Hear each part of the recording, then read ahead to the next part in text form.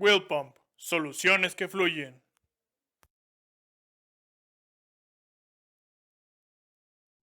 All right, so today we're going to replace the seal in a Gusher 7500 close couple pump.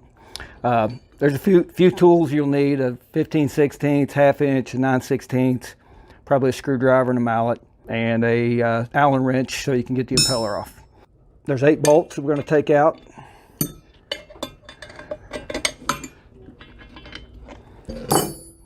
All right, now this is a new pump, so you're probably going to have to manipulate the housing off of an older pump because it'll be probably rusted or held on by some debris.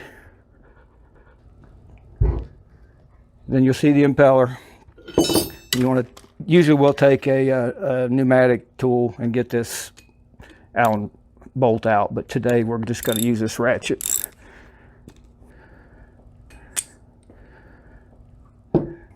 So you want to pry your impeller off. Should come off fairly easy unless the substance they're pumping has got it stuck, but it should be relatively easy to get off. Then you'll see the mechanical seal.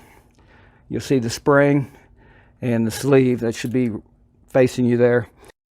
You likely won't be able to pull that out. You can take the spring out, but the sleeve will likely be stuck. So we'll just take it apart here and you can pull that off together. Sometimes the sleeve will be stuck on the shaft, so you'll have to take it apart in a couple different ways. There we go. And so as you can see, the sleeve came off with the parts. That's not normally how easy it is. If it gets stuck in there, you can take a chisel and a hammer and drive it up this way, maybe lubricate it with some WD-40 or something. But when you take this off, and if you haven't damaged it, you want to take a look at it, make sure it's not pitted or scarred up, and then you want to remove the seal head. And it likely will not come off that easy. You may have to take it to a press to get it off, but just lubricate it with something. So there's your seal head, and we flip this over. So you can take this stem off out of your way and just set it to the side.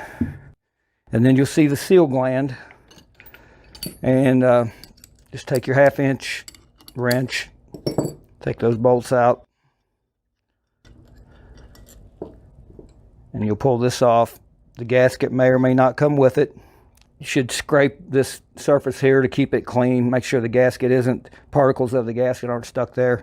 And the same with this, with the gland. You want to make sure you clean that, maybe even wire wheel, clean all that off.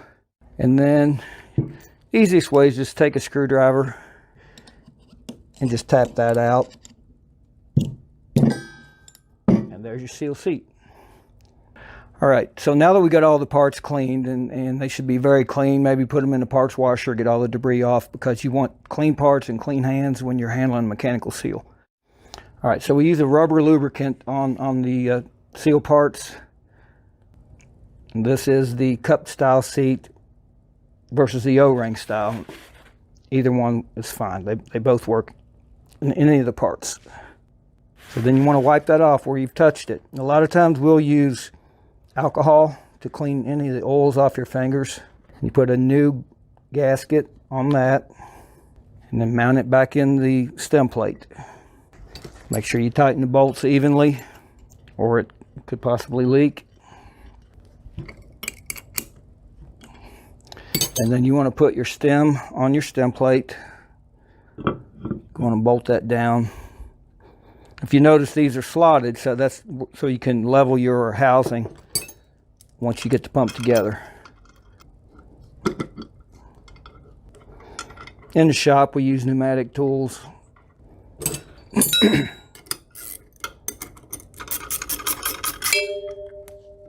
All right, and if you notice this hole in the stem, it should go towards the motor feet. It's a drain hole in case your seal leaks. Some people pipe it away, some don't. So you want to put that facing you if the motor feet are facing you. Put your bolts back in the motor. Generally, we only tighten 2 when we're building them so we can level it afterwards, and then tighten all 4.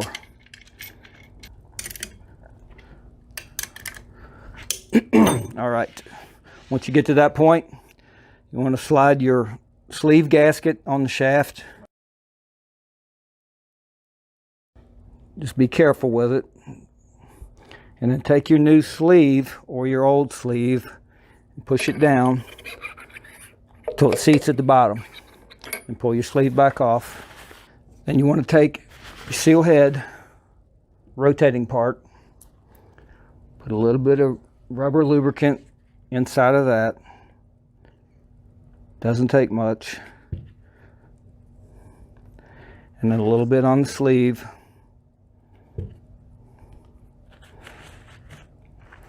And then you can just push that on. You want to work it back and forth so it slides on easily. Then wipe that off. And then while the lubricant is fresh on there, you want to go on and push it down in place.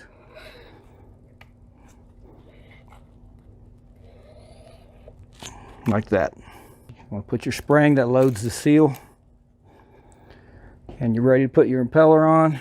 Put your key in. It's generally the easiest way.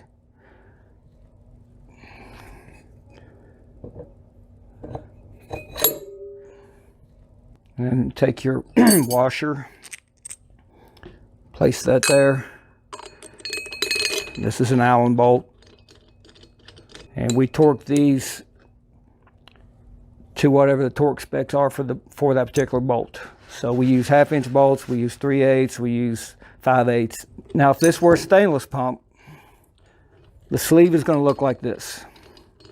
It has an O-ring groove in it. The reason we do that is so you can use a cold rolled shaft with a stainless pump.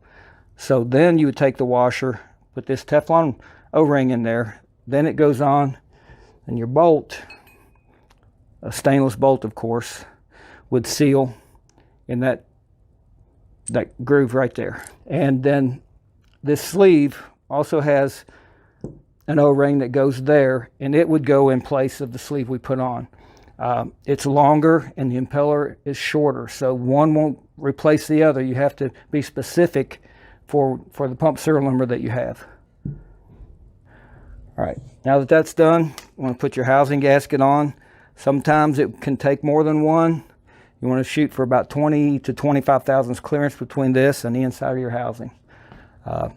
So it's best to put one gasket on, set your housing on, take a feeler gauge, and check the gap between the impeller and the housing. And then at that point, you're ready to put all your bolts back in and put your pump back in service or test it, whichever you prefer to do. The pump could leak just a slight bit once you put it back in service, but after you run it for just a little while, it should seat in and it should stop leaking. If it doesn't, you've either damaged the seal, something's in wrong, or there's dirt between the faces, something like that. You can see a written seal install guide at our download page at gusher.com.